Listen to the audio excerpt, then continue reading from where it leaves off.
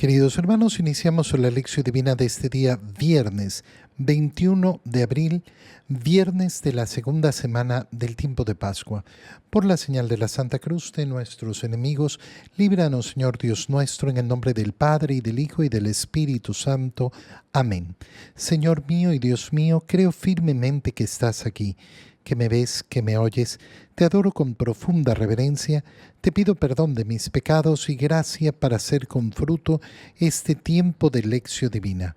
Madre mía Inmaculada, San José, mi Padre y Señor, Ángel de mi guarda, interceded por mí.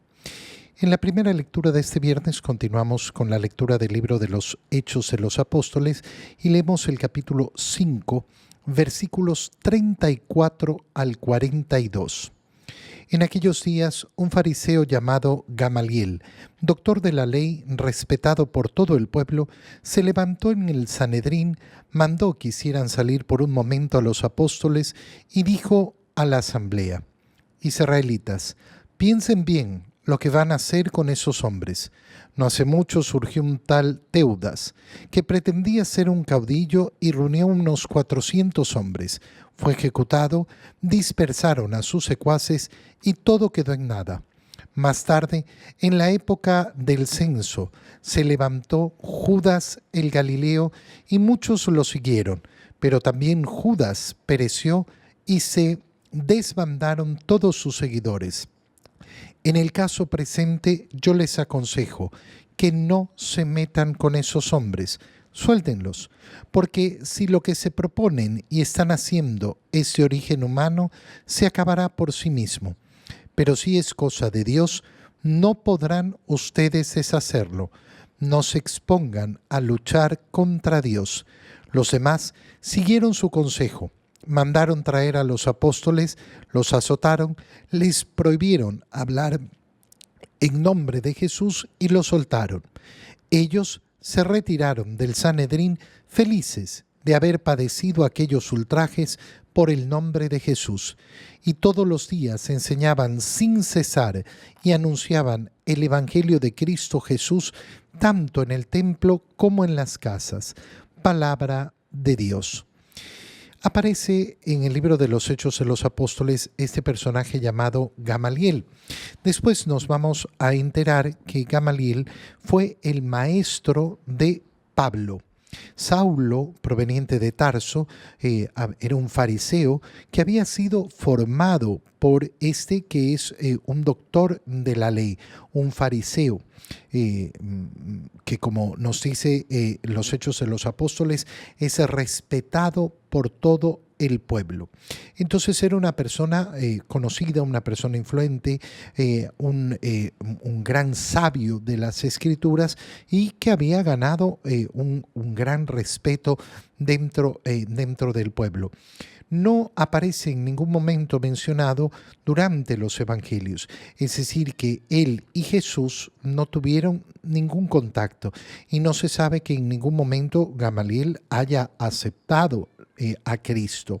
Pero sabemos que es un hombre sensato, estudiado, que goza de gran respeto. Y entonces pide hablar delante del Sanedrín donde han hecho comparecer a los apóstoles. Y lo primero que pide es que salgan los apóstoles. Y habla entonces a toda la asamblea. Israelitas, piensen bien lo que van a hacer con esos hombres. Qué bonitas palabras. Qué bonitas palabras, porque es un hombre que llama a la sensatez. Fíjate cómo lo que se nos ha ido presentando es: por ira apresaron a los apóstoles. El sumo sacerdote les recrimina estar enseñando en el nombre de Jesús. Y cuando recibe la respuesta de Pedro y de los demás apóstoles, primero hay que obedecer a Dios, después a los hombres, se enfurecieron tanto, se exasperaron, que querían matarlos. ¿Qué hace Gamaliel? Llama a la reflexión. Piensen bien, deténganse para pensar, como tenemos que estar acostumbrados a hacer constantemente en nuestra vida. El arrebato no conduce a buenas decisiones. La imprudencia no conduce a buenas decisiones. La ira no nos da la capacidad de reflexionar para tomar buenas decisiones. ¿Y qué argumento utiliza Gamaliel? Un argumento muy sencillo. Miren, no es la primera vez que surgen grupos que se parecen. Hubo un tal Teudas que pretendía ser un caudillo. ¿Qué es lo que siempre va a aparecer? La imagen del líder, del caudillo, de la revolución. ¿De qué está preocupado el Sanedrín? De lo mismo que han estado preocupados con Jesús. A Jesús no lo han visto sino como un caudillo, como uno que pretendía organizar una revolución política, cultural, económica. Nada más que eso. No han logrado ver al Mesías. Y por eso Gamaliel, eso es lo que tiene en mente. Dice, bueno, este no es el primer caso. Ya han venido otros. Vino Teudas que pretendía ser un caudillo.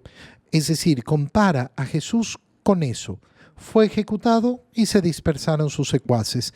En la época del censo, mira cómo se recuerda en este momento aquel censo en el momento de la natividad de nuestro Señor. En ese tiempo apareció también un tal Judas Galileo y muchos lo siguieron, pero también Judas pereció. ¿Y qué pasó? Ahí se quedó su revolución. En el caso presente, yo les digo, no se metan con esos hombres, suéltenlos. Ya mataron al caudillo, ya murió el caudillo. Por tanto, si esto es una cuestión humana, se va a desbaratar pronto. Se va a desbaratar por sí sola, como ocurre efectivamente en las cosas del mundo. Oye, qué importante es darnos cuenta que la Iglesia permanece después de 2000 años. ¿Qué sistemas políticos ha sobrevivido? Todos. ¿Qué revoluciones ha sobrevivido? Todos.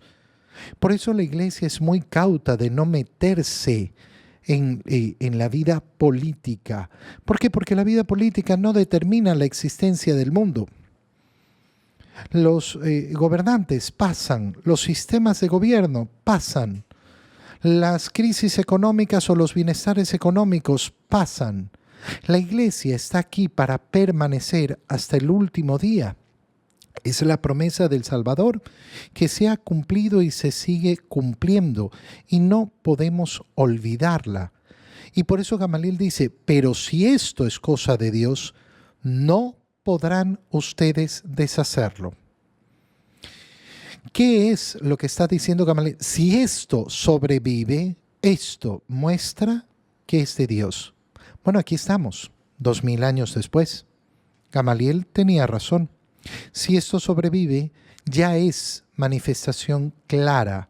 ¿Por qué? Porque humanamente no se puede comprender cómo puede sobrevivir aquella organización que ha surgido de estos 12 individuos, de estos 11 en ese momento, que eran unos pescadores, unos cualquieras, y que de repente comienzan a revolucionar el mundo y comienzan a llevar el mensaje al mundo. Lo que se esperaba humanamente es que no iban a avanzar.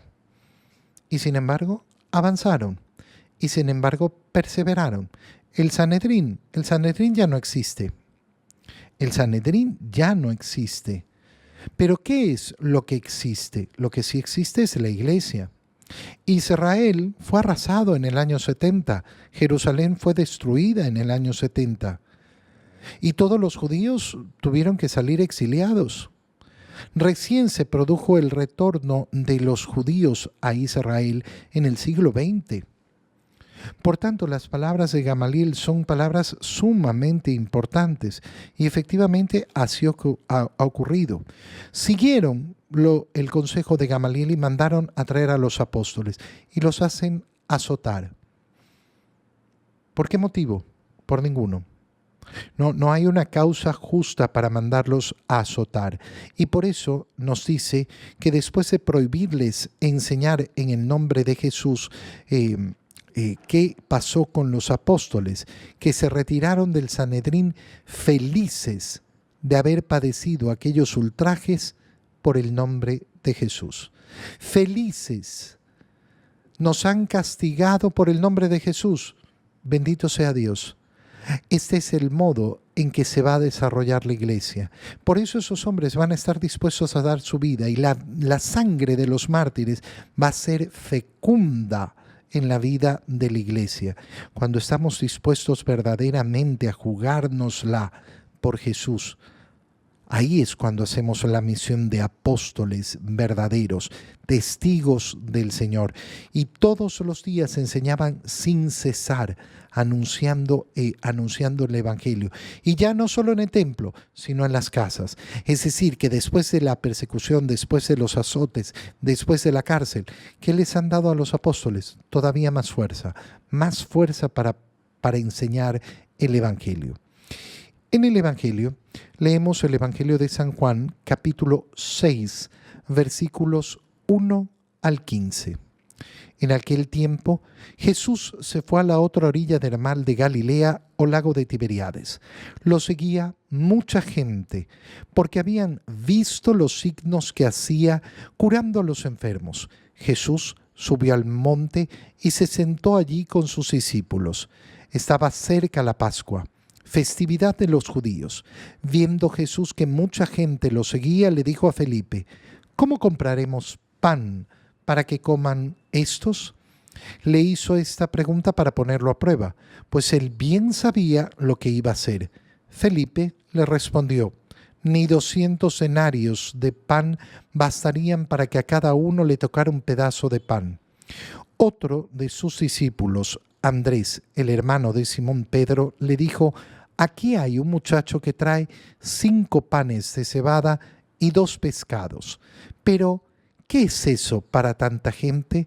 Jesús le respondió: díganle a la gente que se siente. En aquel lugar había mucha hierba. Todos pues se sentaron ahí, y tan solo los hombres eran unos 5,000.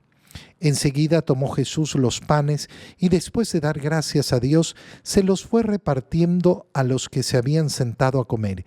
Igualmente les fue dando de los pescados todo lo que quisieron. Después de que todos se saciaron, dijo a sus discípulos: recojan los pedazos sobrantes, para que no se desperdicien.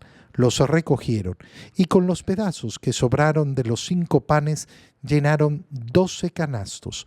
Entonces, la gente, al ver el signo que Jesús había hecho, decía: este es en verdad el profeta que había de venir al mundo. Pero Jesús, sabiendo que iban a llevárselo para proclamarlo rey, se retiró de nuevo a la montaña él solo. Palabra del Señor. Iniciamos hoy día la lectura del capítulo 6 del Evangelio de San Juan. Hemos terminado el día de ayer la lectura del capítulo 3 y el día lunes, al iniciar esa lectura del capítulo 3, decíamos mucha atención porque es un capítulo dedicado a la doctrina del bautizo. Lo mismo sucede ahora con el capítulo 6 del Evangelio de San Juan. ¿Por qué? Porque el capítulo 6 está dedicado a entregarnos, a enseñarnos la doctrina de la Eucaristía como pan de vida. Todo el capítulo 6 va a estar dedicado a eso. Es precioso agarrar y leerse todo el capítulo 6 para tener esa visión entera de todo lo que sucede y no perder entonces esa línea, que es una línea eucarística. ¿Dónde empieza el capítulo 6? Jesús va a la otra orilla del mar de Galilea o lago de Tiberíades y lo sigue mucha gente. ¿Por qué? ¿Por qué lo siguen? Porque han visto los signos que hacía, curando a los enfermos. El capítulo 6, por tanto, parte con una muchedumbre gigantesca. En la medida que avanza el capítulo 6, esa muchedumbre va a ir disminuyendo hasta convertirse solo en los 12. El final del capítulo 6 va a terminar entre Jesús y los 12.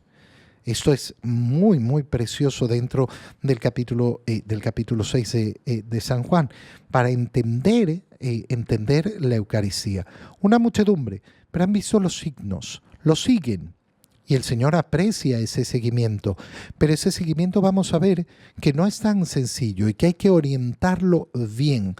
Empieza con una muchedumbre, pero los que van a confiar verdaderamente en el Señor se van a ir disminuyendo y disminuyendo y disminuyendo. Habían visto cómo curaba a los enfermos. Estaba cerca la Pascua, segundo dato importantísimo. ¿Por qué? Porque al leer que estaba cerca la Pascua, inmediatamente nosotros sabemos que se está relacionando lo que sucede con la Pascua final del Señor, cuando efectivamente ofrecerá su vida por nosotros, pero además esa ofrenda de su vida comenzará en la última cena, donde va a instituir la Santísima Eucaristía, ese sacramento que es el pan de vida del cual se va a dedicar a hablar el capítulo 6. Entonces, ¿qué tiene como referencia en lo que ocurre en este momento? La cercanía de la Pascua, esa referencia importante. Y viendo Jesús que mucha gente lo había seguido, le dice a Felipe: ¿cómo compramos pan para que coman estos? Pero nos dice inmediatamente el Evangelio que eso era para ponerlo a prueba. ¿Por qué? Porque él sabía lo que iba a hacer, pero quería mostrarle a sus discípulos cómo podía efectivamente hacer un gran milagro. Y ese gran milagro va a ser imagen del milagro que ocurre en la Eucaristía, donde nosotros ofrecemos en el altar pan y vino, y el Señor los convierte en su propio cuerpo y en su propia sangre. Felipe responde: es imposible. Lo mismo que va a ocurrir cuando nos enfrentamos a la doctrina de la Eucaristía. ¿Cómo puede un pan convertirse en cuerpo de Cristo? ¿Cómo puede un vino convertirse en sangre de Cristo? No se puede, es imposible. Esto es lo primero que le está haciendo ver a Felipe. Sí, así es, parece imposible. Andrés, el hermano de Pedro, le dice en cambio: bueno, aquí hay 5 panes. Aquí hay un muchacho que tiene 5 panes y 2 pescados para repartir a 5,000 hombres, sin contar las mujeres, sin contar los niños. Y por eso Andrés mismo dice: ¿pero esto qué es para tanta gente? Bueno, esto me basta. ¿Qué le vamos a ofrecer al Señor? Miseria. Miseria. Fíjate bien lo que ofrecemos nosotros en la misa. En el ofertorio, ¿qué le ofrecemos? Nuestra limosna. Ofrecemos en el altar el pan y el vino. Pan y vino. No puede ser una ofrenda más miserable. Una ofrenda miserable. ¿Qué son 5 panes de cebada y 2 pescados? ¿Cómo se va a convertir esto en alimento para tantos? Si no leemos esa multiplicación de los panes en la clave eucarística, nos quedaremos viendo simplemente una tontería. Por eso es que hay personas que leen la multiplicación de los panes y comienzan a decir: este es el milagro del compartir, porque este joven compartió y después otros sacaron. No. Jesús hace un milagro. Jesús hace un milagro, multiplica el pan, como multiplica su cuerpo todos los días en todo el mundo en la Santísima Eucaristía al celebrar la Santa Misa. Díganle a la gente que se siente. Y dio la acción de gracias y comenzó a repartir los panes y el pescado, y todos se saciaron. Recojan ahora lo sobrante. ¿Por qué recoger lo sobrante? Si sobra. Y el Señor nos enseña que nada sobra. El Señor nos enseña a cuidar el pan de vida. Nos enseña, lógicamente, cómo tenemos que cuidar los bienes materiales, pero nos está enseñando la Eucaristía.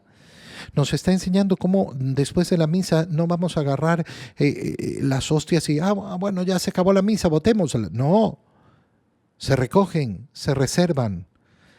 Por eso al terminar la misa guardamos la Eucaristía. Y eso lo van a hacer los discípulos desde el inicio.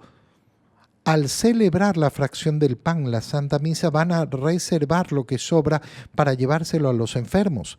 Y a través de esa reserva van a hacer con el tiempo justamente esa devoción por la presencia real de Jesucristo en la Eucaristía. Van a nacer todas las devociones eucarísticas y de ahí va a surgir la adoración eucarística. Fíjate qué bonito. Y ahora viene el dilema. ¿Por qué? Porque la gente al ver esto dicen, este sí es el profeta.